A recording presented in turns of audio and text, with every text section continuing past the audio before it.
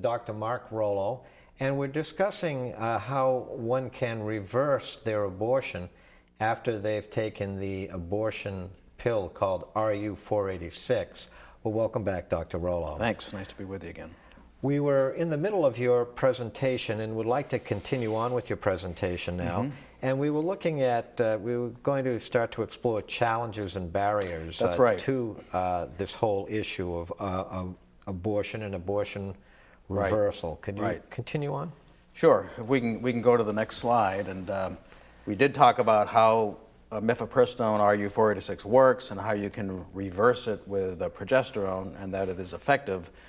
But there are a lot of challenges and barriers to get the word out and to get the progesterone to the woman after she has taken the RU-486, but before she's taken the second drug, misoprostol, which completes the medical abortion. So there are concerns regarding possible defects, but in the last show, I gave you the data as to the absence of birth defects with the use of this, with the use of progesterone, and that mifepristone by itself doesn't cause birth defects.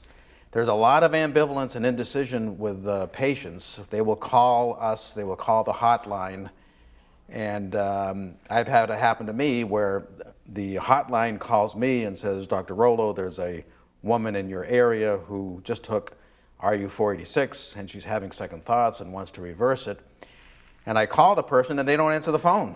And of course, they all use cell phones now, so sometimes we'll text back and forth, and then the next text never comes. And you can just see that on the other, that they are probably so ambivalent, they don't want to answer the phone, they don't want to respond to a text, and some of them just disappear, and some of them are going back and forth, struggling with a decision. They often have so it's difficult to track these patients. There's a lack of emotional support.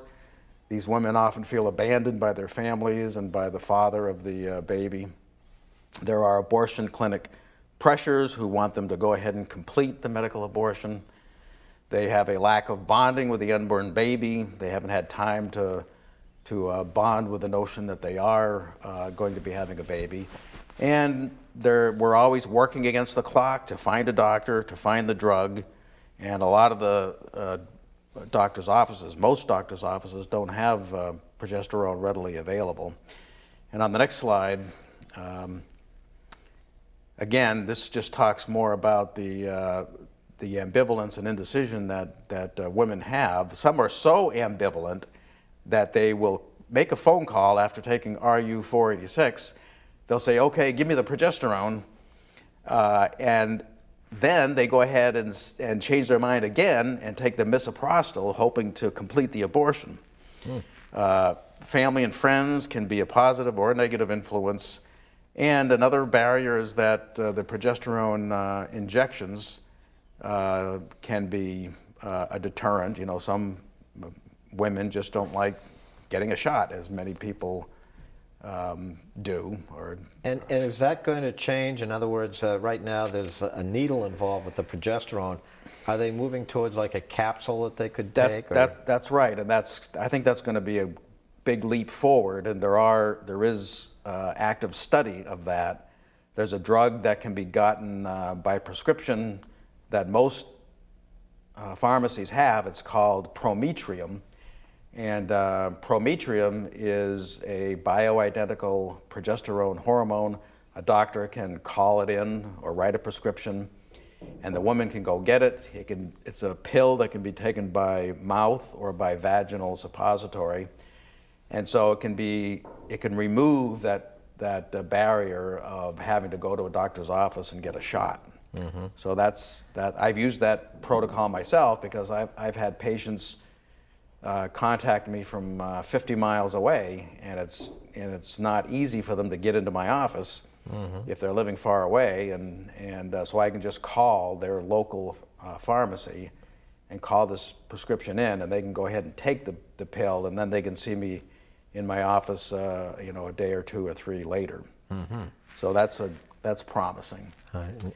So if we go to the next slide.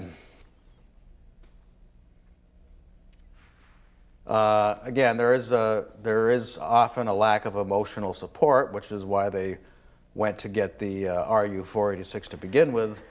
Families, many families want them to abort. Many are afraid they're going to be kicked out of the house. Boyfriends will often abandon them if they don't get an abortion, or they're already gone. And there's a lot of financial stressors too. And the next slide. There was also pressure not only from family and boyfriends, but from the abortion clinic.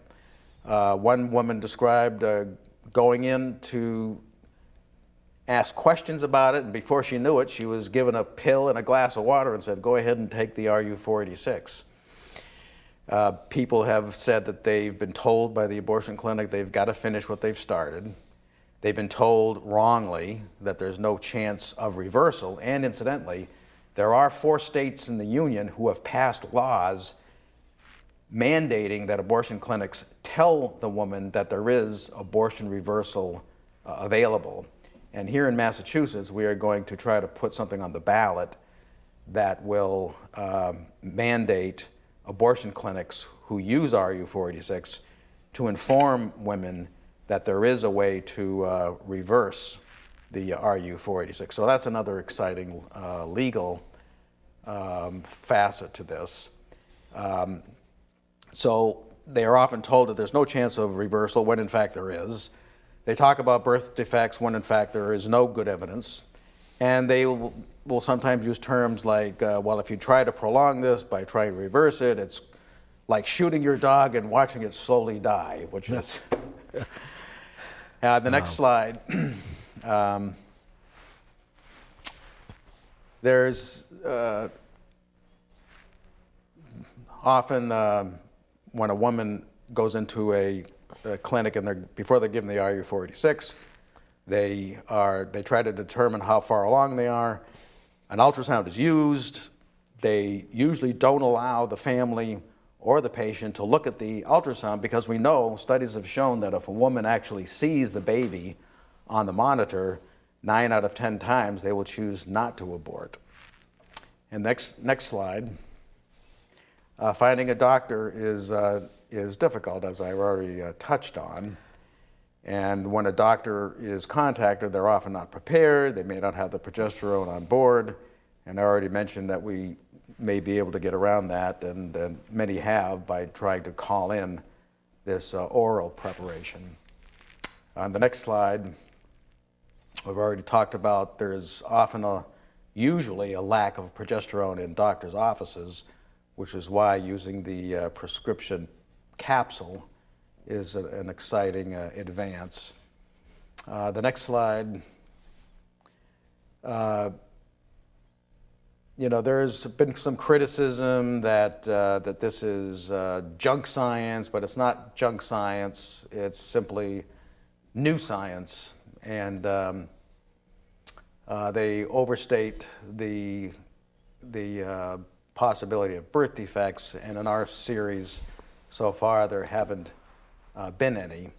They're hypocritical in attacking the off-label use of progesterone when they have used for a long time the RU-486 in an off-label protocol. And off-label simply means that doctors frequently give drugs that are not for its intended use, but we find out that certain drugs work for other conditions, and it hasn't been FDA approved for that condition, but it's a common practice to use it. And the abortion clinic has done it with Mifepristone, and we will do it too, even though it's an off-label use as far as giving progesterone to reverse this. In other words, the FDA hasn't approved it, but there are a lot of things that doctors do that haven't been officially approved by the FDA.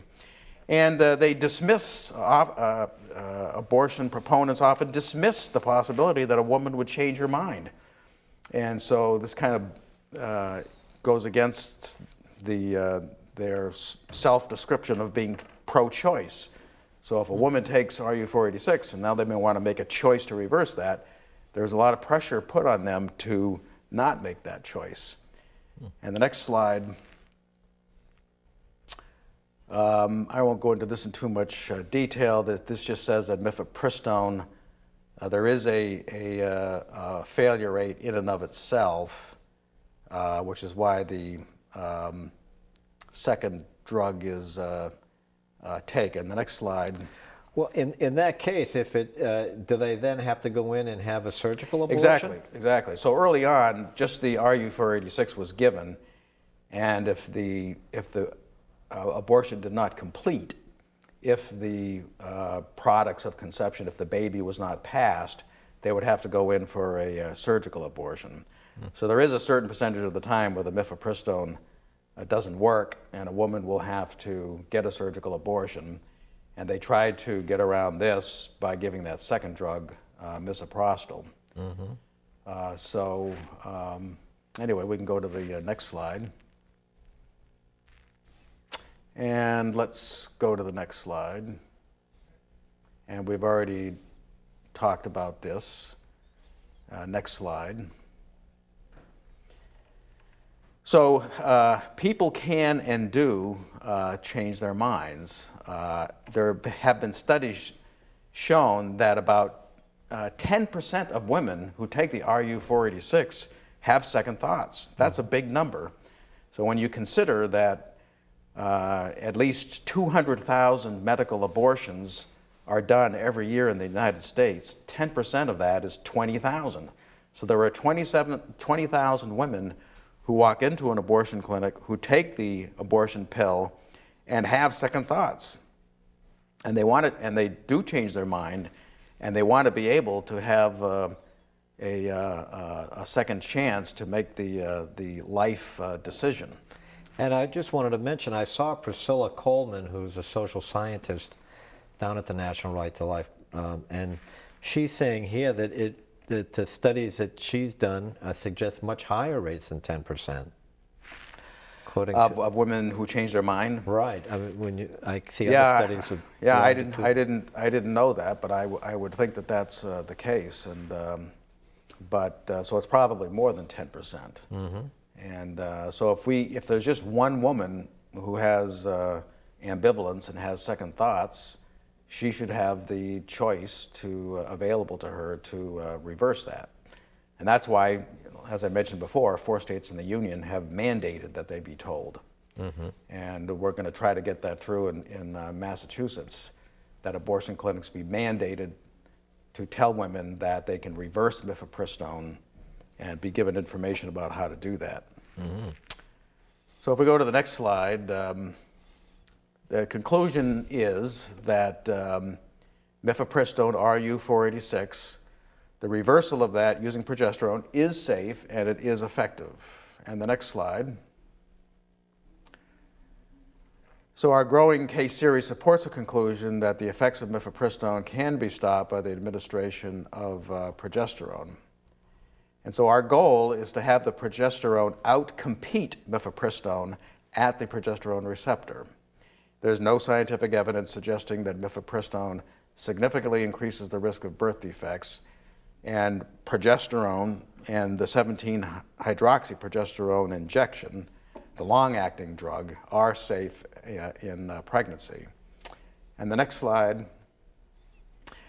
So here are some technical slides that talk about how we go about considering the proper protocol to try to reverse the effects of mifepristone, and I won't go through each point. So if we go to the next slide, it talks about how to reverse this. And so what we've done initially, to go to the bottom line there, is that we've give the highest dose we can, the highest, most bioavailable dose, which is 200 milligrams of progesterone given intramuscularly. And the next slide, we try to give the drug as soon as possible, and we try to do an ultrasound shortly thereafter to confirm that the baby is still alive. And there are cases where if you do an ultrasound, if the pill is taken before 6.5 weeks of pregnancy, you won't see the baby. And so you can do blood tests to kind of monitor how far along the baby is and if the baby is continuing to be alive. There's a lab test called an HCG, which is just a pregnancy test. And you can do blood levels, and the blood level should rise at a certain rate. And if it's not rising at an appropriate rate, then you can assume that the reversal didn't work. Next slide. So more of the protocol. We usually give the progesterone 200 milligrams intramuscularly on day 1, and then day 2, and then day 3, and then every other day until day 14, and then twice a week after that until the end of the first trimester. And the next slide. And this gets to what we were talking about before, that some women refuse the intramuscular progesterone, and many physicians, most physicians, don't have progesterone in oil in their offices for injection. Does progesterone have a shelf life? It does. As far as keeping in Yes. your office? Yes, and it's a relatively short half-life. It's about 6 months or so. So if you have a vial of progesterone in your office, you're not in a position to use it very much, and so it might become outdated, and you may, neglect getting a fresh vial. Mm-hmm. So that's a problem. The 17-hydroxyprogesterone, which are sometimes used actually in IVF clinics, in vitro fertilization clinics, will often use the long-acting, but it's very expensive. Just like IVF is very expensive and morally objectionable in its own way. So that's very expensive. The medroxyprogesterone acetate, or Provera, is artificial, and that can be associated with birth defects. So on the next slide, we do have alternatives, and as I said, you can use progesterone either compounded, it can be made up by a compounding pharmacist, or what I've done, and which I think is the most easily available and effective, is prometrium, which is an off-the-shelf drug which most pharmacies have. You can simply write a prescription, give it to the woman, or call it in, and the 200 milligram capsule can be taken orally or be administered vaginally, and it can be given at a dose of 400 milligrams daily until the end of the first trimester. And the next slide talks about how we are currently having ongoing studies as to the effectiveness of vaginal versus oral and how it compares to the intramuscular use. And the next slide. There are protocols, such as with a protocol that Dr. Hilgers has used out in Creighton University, where he has done studies that shows how progesterone should rise throughout pregnancy. And so blood tests can be done throughout pregnancy, and if progesterone levels are not rising like they should, progesterone can continue to be given throughout all of pregnancy if it's needed, not just to the end of the first trimester. And the next slide.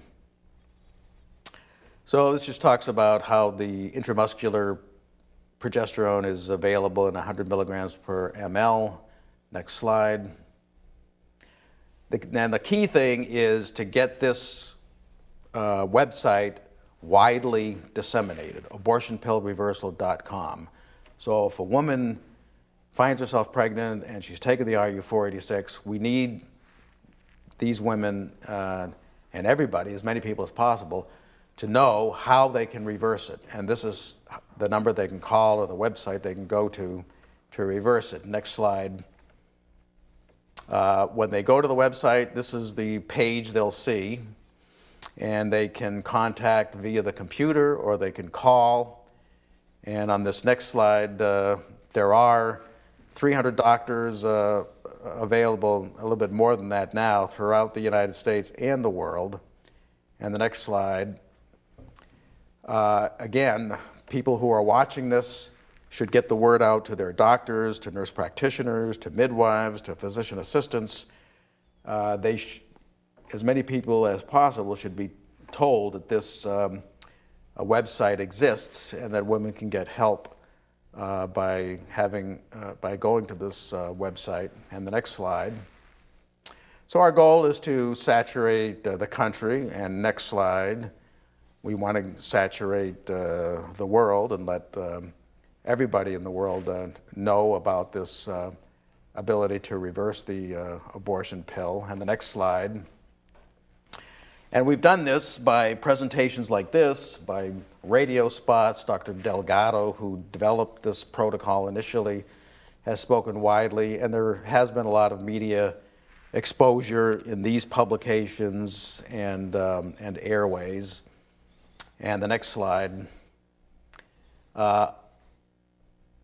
Pregnancy medical clinics or crisis pregnancy clinics are an excellent vehicle, and they exist across the country. And if they have a medical director, they can be part of the abortion pill reversal network.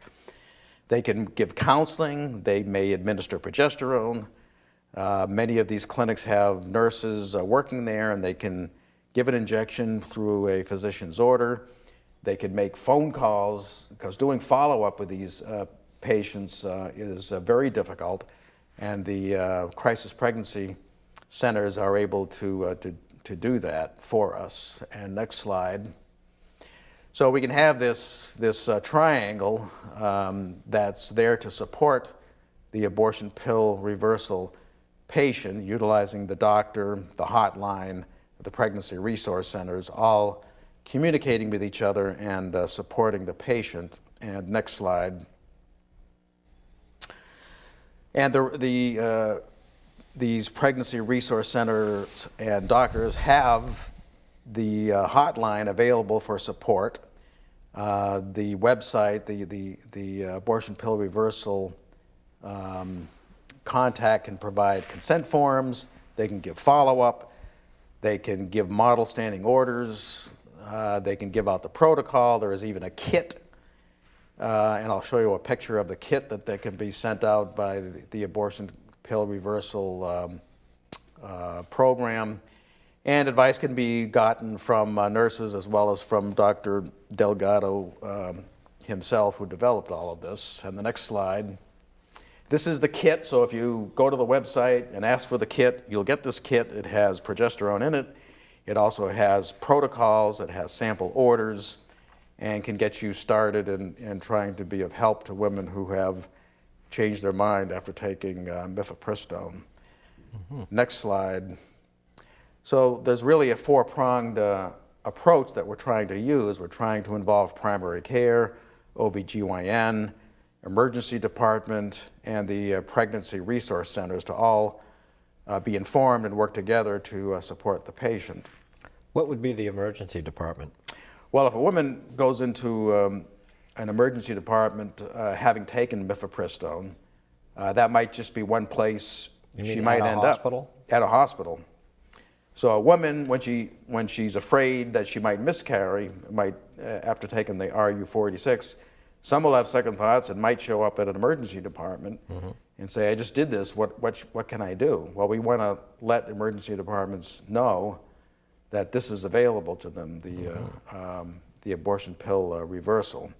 So as many physicians in as many venues as we can to inform them, the more the better. Mm-hmm.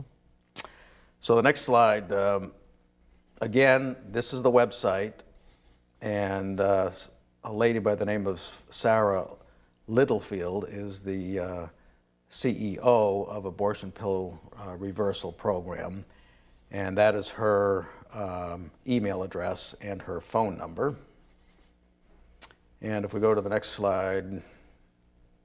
So just a little bit about the faces behind the numbers.